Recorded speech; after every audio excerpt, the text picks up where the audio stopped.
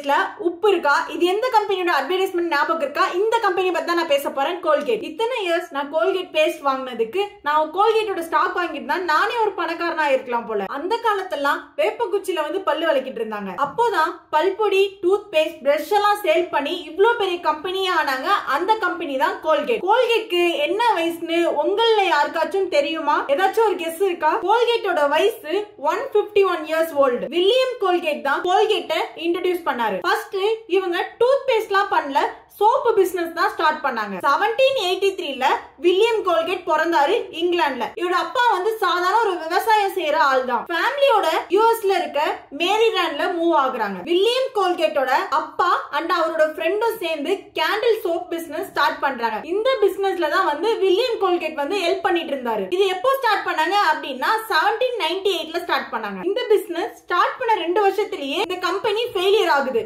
So இந்த கம்பெனியை வந்து இழுத்து மூடிட்டாங்க. இப்போ இவங்க ஃபேமிலி ஃபுல்லாவே வறுமைக்கு வந்துட்டாங்க. இப்போதான் வில்லியம் கோல்கேட் வந்து அங்க இருக்க ஒரு சோப்பு பாய்லர் ஃபேக்டரியில போய் ஜாயின் பண்றாரு.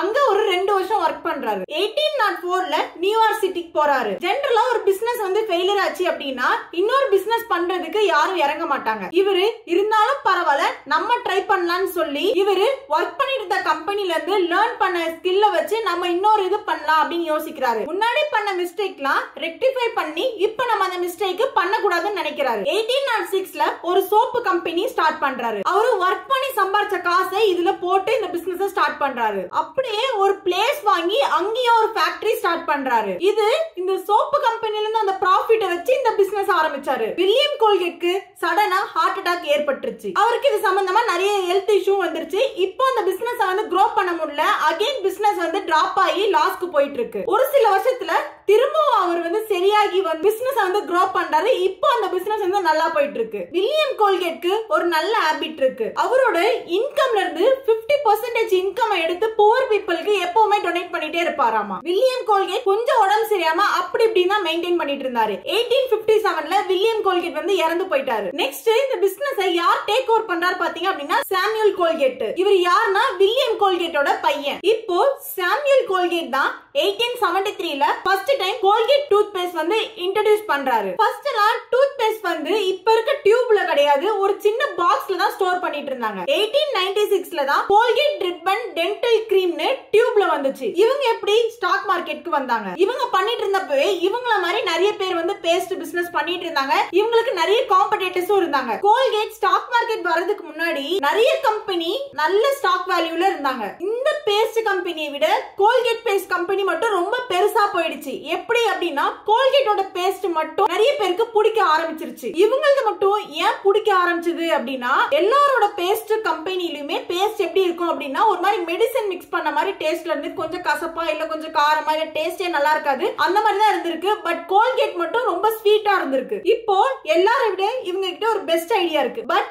இதை இம்ப்ளிமெண்ட் பண்றதுக்கு ஒரு பிளான் வேணும்ல. அந்த பிளான் என்னன்னு சொல்றேன்னு பாருங்க. இப்போ இவங்களோட பேஸ்ட் வந்து நல்ல டேஸ்டா இருக்கு. இந்த பேஸ்ட் வந்து எல்லாருக்கும் பிடிக்க வைக்கணும் அப்படின்னா இது யூஸ் பண்ணாதான் தெரியும். அதுக்காக இவங்க என்ன பண்ணிருக்காங்க அப்படின்னா இப்போ ஸ்கூலா போய் ஹெல்த் கேம்ப் போட்டு ஒரு டென்டிஸ்ட வச்சு கோல்கேட்டை ப்ரோமோட் பண்ணாங்க. இருக்கிற எல்லா சில்ட்ரன்ஸ்க்கும் பேஸ்ட் வந்து ஃப்ரீயா கொடுத்தாங்க. இது அந்த சில்ட்ரன்ஸ்க்கு மட்டும் கிடையாது, அந்த சில்ட்ரன்ஸ் மூலமா அந்த பேரண்ட்ஸும் யூஸ் பண்ணுவாங்க என்ற ஒரு மைண்ட் செட்ல கொடுத்தாங்க. இந்த பிளான் சூப்பரா இருக்குல்ல. இதுல அந்த கோல்கேட் ஓனர் என்ன யோசிக்கிறாரு அப்படின்னா சில பேர் பேரண்ட்ஸ் வந்து அதை அக்செப்ட் பண்ண மாட்டாங்க. சோ அந்த பேஸ்ட் எடுத்துட்டு போய் டஸ்ட்பின்ல போட்டுருவாங்க. அப்படி டஸ்ட்பின்ல போட்டாலும் இவங்களோட பிராண்ட் வந்து தெரிய வரும் அப்படின்ட்டு யோசிக்கிறாரு. யூஸ் பண்ணாலும் ஓகே, யூஸ் பண்ணாட்டியும் அந்த டஸ்ட்பின்ல போட்டா நான் சீக்கிரமா வந்து நான் பிராண்ட் வந்து தெரியும்னு யோசிக்கிறாரு. பாதி பேருக்கு கோல்கேட் டேஸ்ட் பிடிச்சு கோல்கேட் வாங்க ஆரம்பிச்சிருக்காங்க. பாதி பேர் அந்த டஸ்ட்பின்ல இருக்க பேரை பார்த்து கோல்கேட் வாங்க ஆரம்பிச்சிருக்காங்க. இதுதான் கோல்கேட்டோட பெரிய சக்சஸ். கோல்கேட்டோட சக்சஸ் வந்து மத்த கம்பெனிஸ் எல்லாமே லாஸ்க்கு போச்சு. கோல்கேட் கம்பெனி நம்ம இந்தியன் ஸ்டாக் மார்க்கெட்ல